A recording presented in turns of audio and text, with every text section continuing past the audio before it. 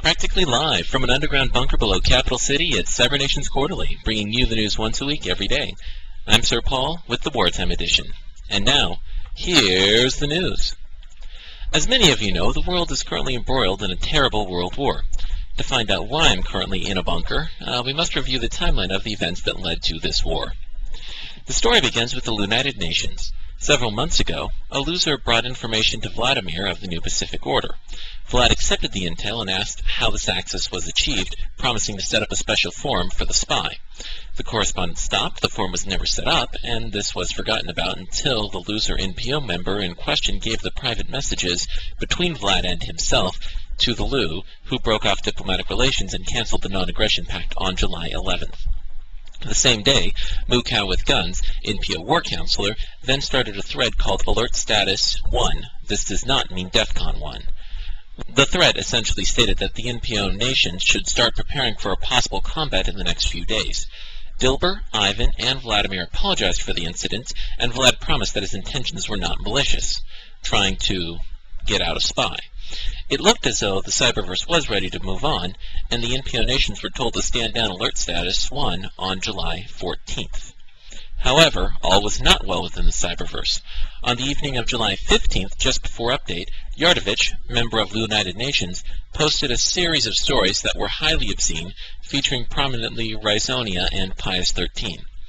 The story was so obscene that we cannot republish it, as it would violate the terms of service for both YouTube and AdvisionFree. It was also possible that the CyberNations boards could have been deleted for a term of service violation. Yardovich was promptly banished from the game and Lu started to draft an apology. However, during the draft of the apology, some losers laughed at the story, heckled those calling for an apology, and created signatures for their fallen comrade. Meanwhile, a meeting took place between the leaders of Gato, the ODN, and the New Pacific Order. NPO leaders decided that the OOC attack was so bad that it warranted an icy response, fearful that Goatees and Luicides would get the boards terminated. Gato leader Yoda said that the mutual defense pact with Lu was over and promised, because of their democratic statutes, that they would take 4 days before deciding whether to stay neutral or join in a war against Lu. ODN representatives said that they needed time to decide what to do, but felt that the association with Lu through United for Orange was troubling. Things came to a head at 11 o'clock when Tigerland, Emperor of the New Pacific Order, which does have a nuclear first strike policy, launched a nuclear strike against Stuffman after he said that they should apologize to everyone but Rhizonia. The proverbial assassination of the Archduke had happened. After a Lu counterattack against New Polar Order nations, New Pacific Order Emperor Ivan Moldavi declared war against Lu at 11:14, as did the IGC, of which Rhizonia is a part of.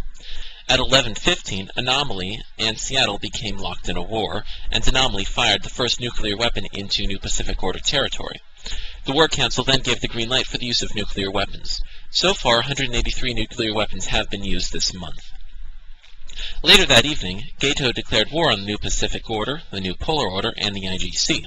This led to a flurry of anti-NPO activity, creating a coalition of Gato, Lu, Iron, the Federation, GGA, SRI, CGS, Angel, ICSN, APA, AOAN, DDA, TAGA, OIN, and LSF. Don't forget Poland!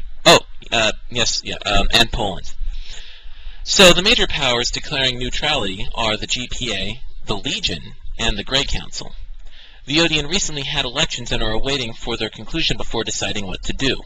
However, with nearly all of their members having taken an oath never to raise arms against the Emperor of the New Pacific Order, should they join the coalition, their involvement would probably be limited. Meanwhile, the administration team has released Sound and Fury since the Luicide of Yardovich.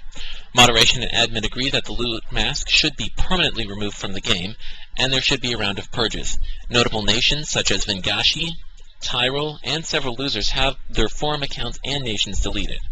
Many nations and alliances expressed dismay over the seemingly harsh tactics of the administration team, but admin and moderation are standing firm. In the words of admin, peace be upon him, I personally asked moderation to do this. This was my decision.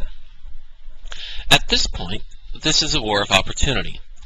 Many have said what Yardovich did was reprehensible, and that those that laughed should be curb-stomped, but this is the best, only chance of taking down NPO imperialism.